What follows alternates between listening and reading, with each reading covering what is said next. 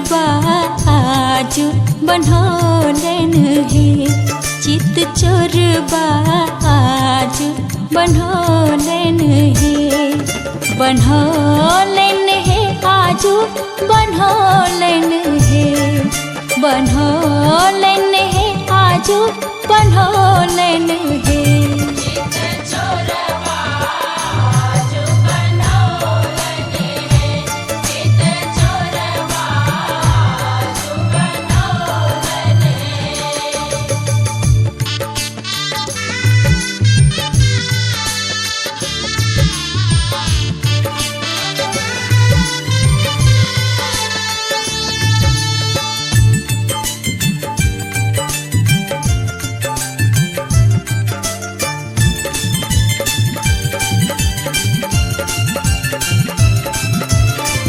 सोना के उखरिया रूपा के मुसरबा, सोना के उखरिया रूपा के मुसरबा, आठ चोट चोर छोड़ोलन हे, आहे आठ चोट चोर छोड़ोलन हे।